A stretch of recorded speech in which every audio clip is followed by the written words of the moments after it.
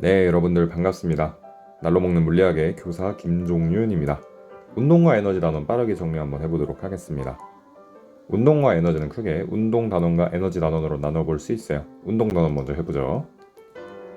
운동 단원에서는 운동이 무엇인지 먼저 살펴봤었습니다. 운동이란 시간에 따라 물체에 무엇이 변하는 것? 네, 위치가 변하는 것이었어요. 그래서 위치가 얼마나 많이 변하는지를 나타내기 위해서 그 빠르기를 속력이라고 이름을 붙여줬었죠. 속력을 구하는 방법은 시간분의 거리를 하면 구할 수 있었습니다. 그래서 왼쪽과 같은 그림을 활용하시면 조금 더 속력과 관련되어 있는 식들을 외우기가 쉽다 그랬었어요. 그 다음 단위 환산이 굉장히 중요하다 그랬습니다. 킬로미터, 미터, 센티미터와 같은 길이 단위와 원 아워, 시간, 이런 시간 단위가 있다고 했습니다. 그래서 얘네들 단위를 변환하는 연습을 많이 해보시라 이렇게 말씀을 드렸고요. 특히 이 시간 단위를 초로 환산하는 경우에 굉장히 많이 등장하는 경우이기 때문에 잘 살펴보라고 얘기를 했었습니다. 다음으로 운동의 종류들에 대해서 좀 살펴보죠. 크게 두 가지가 나와 있는데요. 등속 운동과 자유낙하 운동입니다. 그래프 보면서 한번 살펴보죠. 그래프를 보시면은 시간 이동거리 그래프가 나와 있고요. 다음 시간 속력 그래프가 나와 있습니다. 자유낙하 운동의 경우에는 사실 시간 속력 그래프 한번 봤었어요. 등속 운동과 자유낙하 운동 두 가지를 좀 비교를 할 때 보면은 그래프의 모양이 비슷해요. 이것 때문에 많이 헷갈려 하는데 하나는 시간 이동 그래프이고 하나는 시간 속력 그래프이죠. 이런 차이가 있다는 거 잘 기억하시고요. 그래프의 형태가 이런 모양이 나오면 X축과 Y축의 관계가 서로 어떤 관계이다? 비례 관계이다 이렇게 설명할 수 있다 그랬습니다. 또는 시간과 이동거리가 지금 마치 나와 있으니까 시간이 증가하면 이동거리가 어떻게 증가한다? 일정하게 증가한다. 이렇게도 표현할 수 있다 그랬어요. 그러면 오른쪽 아래에 있는 자유낙하 그래프의 경우에는 시간 속력 관계가 서로 어떤 관계를 가진다? 비례 관계를 가진다 라고도 말할 수 있고 또는 시간이 흐르면 이동거리가 아니지. 속력이 어떻게 증가한다? 일정하게 증가한다. 네, 이렇게 설명할 수 있다 그랬었어요. 또 시간 이동거리 그래프에서는 재밌는 걸 살펴볼 수 있었는데 바로 그래프의 기울기죠. 기울기가 뭘 나타낸다? 속력을 나타낸다. 이렇게 설명을 했었습니다. 반면에 시간 속력 그래프의 경우에는 민넓이가 이동거리를 나타냈었죠. 예를 들어 이런 그래프가 있을 때 이때가 1초다. 1m/s이다. 라고 하면 이 그래프의 민넓이를 이렇게 색칠을 해보고 이 부분의 넓이를 구하면 이동거리를 알 수 있다 그랬어요.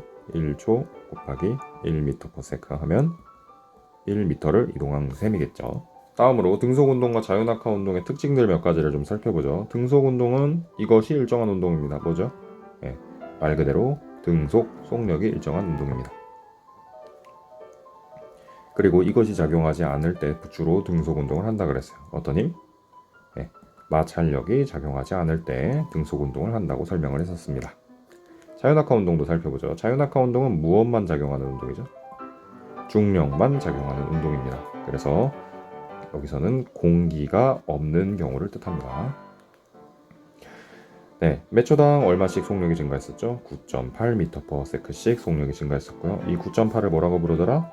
중력 가속도 상수라고 부르다. 잘 기억하세요. 그 다음 중력의 크기는 어떻게 구할 수 있었죠? 물체에 가해지는 중력의 크기는 9.8 곱하기 물체의 질량, 이걸 가지고 구할 수 있다 그랬습니다. 다음 속력의 변화량은 질량과 관계 있다 없다? 관계가 없다라고 설명을 했었어요. 중력의 크기는 질량과 관계가 있지만 속력의 변화량 이 9.8이라는 숫자는 질량과 관계가 없다라고 설명을 했었습니다. 넘어가겠습니다. 다음으로 일과 에너지입니다. 1이라는 개념에 대해서 먼저 정의를 해봐야겠죠. 1이란 힘 곱하기 이것의 방향으로 이동한 거리입니다. 무엇일까요? 힘의 방향으로 이동한 거리입니다. 그래서 힘을 줬고 이동을 했었더라도 힘의 방향으로 이동을 했는지를 꼭 살펴봐야 된다 그랬어요. 그래서 일을 한 것과 일을 하지 않은 것들 판별하는 방법 쌤이 수업 시간에 설명했었죠. 그 다음 에너지도 설명을 해야겠죠. 단원 제목이 일과 에너지니까 에너지는 무엇을 할 수 있는 능력이다? 일을 할 수 있는 능력이다. 이렇게 설명을 했었습니다. 어떤 물체가 일을 받게 되면은 속력이 빨라지거나 높이가 높아지면서 일이 에너지로 전환되게 되고요. 반대로 에너지를 가진 물체가 다른 물체에 충돌하게 되면은 자기가 갖고 있던 에너지를 사용함으로써 그것을 일로 전환시킨다라고 얘기를 했었습니다. 이걸 일 에너지 전환이라고 불러요. 일과 에너지는 서로 전환될 수 있기 때문에 같은 단위를 씁니다. 뭐를 쓰느냐? J라고 쓰고 줄이라고 읽기로 했습니다. 에너지의 종류는 중학교 때는 크게 두 가지로 나눠서 배웁니다. 첫째로 위치 에너지입니다. 위치 에너지는 이런 물체가 일을 할 수 있는 능력이에요. 어떤 물체죠? 높은 곳에 있는 물체가 일을 할 수 있는 능력이었어요. 그래서 위치 에너지를 계산하는 공식을 배웠었죠. 유도하는 과정은 지난 수업 때 내용을 좀 참고하시면 좋을 것 같고요. 9.8 곱하기 질량 곱하기 높이 이렇게 표현을 할 수 있었습니다. 그럼 위치 에너지의 크기는 질량이 증가하면 같이 증가할 것이고 또 높이가 증가하면 같이 증가하겠죠. 그러면 이걸 다른 말로 좀 글로 풀어서 써보면 위치 에너지는 뭐랑 비례한다? 위치 에너지는 질량과 비례한다. 그리고 높이에 비례한다. 이렇게 설명할 수 있겠죠. 다음으로 운동 에너지입니다. 운동 에너지는 이것을 가진 물체가 일을 할 수 있는 능력이에요. 뭐죠? 속력을 가진 물체가 일을 할 수 있는 능력입니다.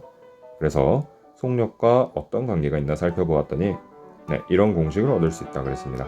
2분의 1 곱하기 질량 곱하기 속력의 제곱. 그 별표를 100개 쳐도 모자랍니다. 아주 중요한 내용입니다. 자, 그러면 운동 에너지는 어떤 것과 비례한다고 할 수 있죠? 질량과 비례한다고 할 수 있고요.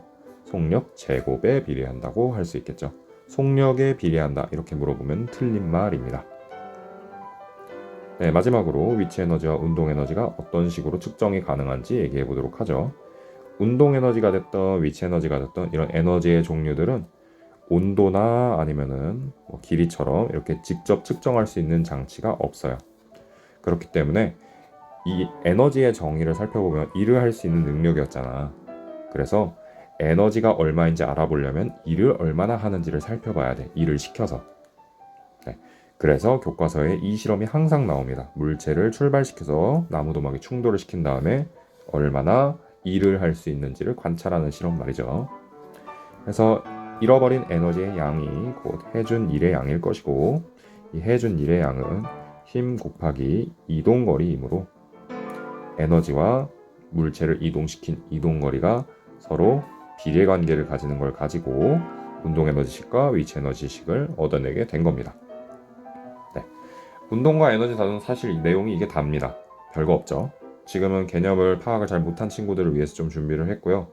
이 내용을 가지고 쌤이 줬던 형성평가 문제지나 아니면 교과서에 있는 대단원 정리 문제 같은 것들을 풀어보면서 연습을 해보는 게 좋지 않을까 싶습니다. 오늘 강의 여기서 마치도록 하겠습니다. 수고했습니다.